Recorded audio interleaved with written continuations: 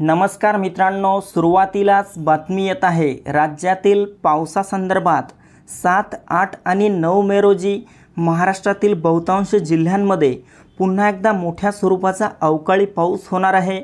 राज्यातील काही जिल्ह्यांना हवामान खात्याने पावसाचे अलर्ट दिलेले आहेत। मित्रांनो, माहिती अतिशय महत्त्वपूर्ण आहे, त्यामुळे व्हिडिओला कुठेही स्किप न करता पूर्ण बघा आणि आपल्या चॅनलवर नवीन असाल तर चॅनलला सबस्क्राइब नक्की करा। आपण या ठिकाणी बघू शकता 7, 8 आणि 9 मे रोजी आपल्याला मराठवाड्यातील छत्रपती संभाजीनगर, जालना, हिंगोली, परभणी, नांदेड, बीड, लातूर, धाराशिव एकंदरीत मराठवाड्यातील बऱ्याचशा भागांमध्ये आपल्याला 7, 8, 9 मे रोजी पावसाचा जोर वाढलेला पाहायला मिळेल। तसं तर मागील 48 तासांपासून राज्यात ढगाळ वातावरण पाहायला मिळत आहे। काही भागात पावसाने हजेरी देखील लावलेली आहे।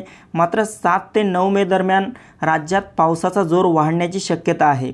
तसेच विदर्भात देखील अकोला, अमरावती, नागपूर, गोंदिया, गडचिरोली, भंडारा, चंद्रपूर, बुलढाणा, वर्धा, यवतमाळ, वाशिम एकंदरीत विदर्भातील सर्वच भागांमध्ये आपल्याला पावसाचा जोर काहीसा जास्त पाहायला मिळेल।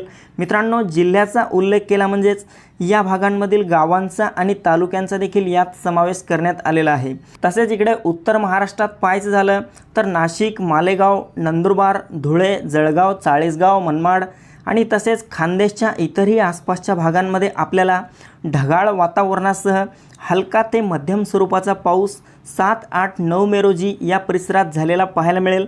मित्रांनो, अवकाळी पाऊस असल्यामुळे यामध्ये वादळी वाऱ्याचं प्रमाण काहीसं जास्त राहू शकतं। काही ठिकाणी गारपीट देखील होऊ शकते असा इशारा हवामान खात्याचा आहे। त्यासोबतच मध्य महाराष्ट्र, पश्चिम महाराष्ट्रात पाहिले असता पुणे, सातारा, सांगली, कोल्हापूर, सोलापूर, अहिल्यानगर या पट्ट्यात देखील आपल्याला 7 ते 9 मे दरम्यान हलक्या पावसाचा इशारा देण्यात आलेला आहे। अवकाळी पाऊस असेल। कोकणात देखील मुंबई, ठाणे, पालघर, रत्नागिरी, रायगड, सिंधुदुर्ग, राजापूर, सावंतवाडी, कल्याण, डोंबिवली, वसई विरार आणि तसेच कोकण पट्ट्याच्या इतरही आसपासच्या भागांमध्ये उद्यापासून पुढील 3 दिवस आपल्याला ढगाळ वातावरण पाहायला मिळेल। तर यातील काही भागात हलका पाऊस भाग बदलत झालेला पाहायला मिळेल। मित्रांनो, 13 मे नंतर देखील राज्यातील वातावरण पुन्हा एकदा बिघडणार आहे। अवकाळी पावसाचा धोका या दरम्यान देखील असणार आहे। या पावसात विजांचा कडकडाट देखील राहू शकतो, त्यामुळे शेतकरी बांधवांनी काळजी घ्यावी। तर मित्रांनो, ही महत्त्वपूर्ण माहिती आपल्यासोबतच इतरांना पण शेअर करा। व्हिडिओ आवडला असेल तर व्हिडिओला लाईक करा। धन्यवाद।